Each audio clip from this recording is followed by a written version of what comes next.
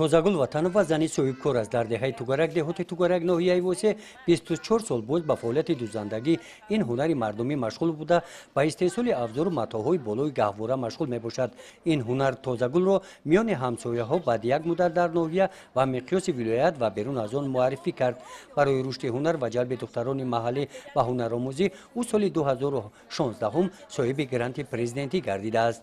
در 24 سالی که من به همین هنر آموختم، من به فرزندم، به کلینوم، به نبیرم، به ال همسایه، به دختران دیگه همین هنر خودم رو پیشنهاد کردم. تو حاضر من به همین هنر خودم روز بردستم و همین هنر خودم زندگی من پیش بردستم. هنری ملی قطعی. هنری ملی قطعی که ما زنها باید دوی ما تیار به هنرهای خودمون باشیم، با سر فرما باز کی تاجیکی خودمون باشیم که ما زنی تاجیک رو در همه جا به همین مثال سر فرما خودمون باشیم. ҳар ҷо ки ҳунармандон аст онҷо хурсандӣ аст. Садои карнаи сурнай ба хотири Тозагул ва ӯ бар ин бонувони ҳунарманд дар ҳамоиши маърифати фарҳангӣ, садоқати ватандорӣ ки бо ибтикори мақомоти иҷроияи ҳокимияти давлатии вилояти Хатлон дар ин деҳот баргузор гардид, овоз баланд карданд.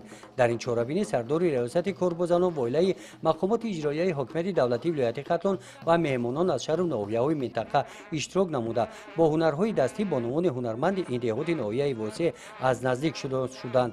ба ин муносибат дар намоиши ҳунарҳои мардумӣ бо иштироки ҳунармандони маҳаллӣ маҳсули меҳнати дастии қисме аз онҳо ки ба намоиш гузошта шуданд таваҷҷӯҳи меҳмононро ба худ ҷалб намуд. шуғли сокинони деҳоти Тугарак ҳунармандӣ ва кишоварзӣ аст.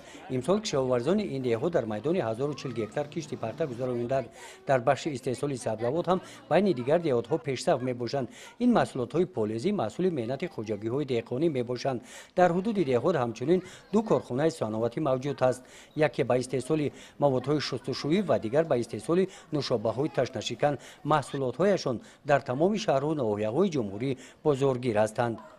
дар ин деҳот ба мисли ин ҳавлӣ сокинон қитъаҳои заминҳои назди ҳавлигиашонро самаранок истифода мебаранд.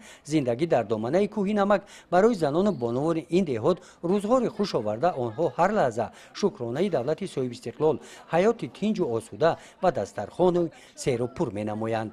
дар доираи ин чорабинӣ меҳмонон бо ҳаёти якчанд оилаи ин деҳот аз наздик шинос гардида бо рӯзгори онҳо, шароити зиндагӣ, тарбияи фарзандон ҳамсӯҳбат шуда таклифу пешниҳодҳои онҳоро шуниданд.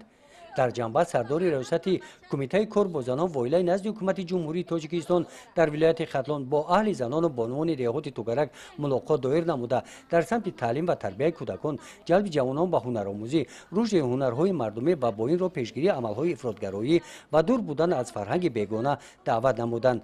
дар ҳамин муҳит аз номи мақомоти иҷроияи ҳокимияти давлатии ноҳияи Восе ба якчанд нафар модарон ки фарзандонашон ихтиёрӣ ба хизмати ҳарбӣ рафта қарзи шаҳрвандии худро софдилона адо намуданд, ба онҳо сипоснома ва тӯҳфаҳои молӣ спорида шуданд. гузориши Хоҷа Назриев, Худойназар Зуҳуров аз ноҳияи Восе барои барномаи иттилоотии Навид.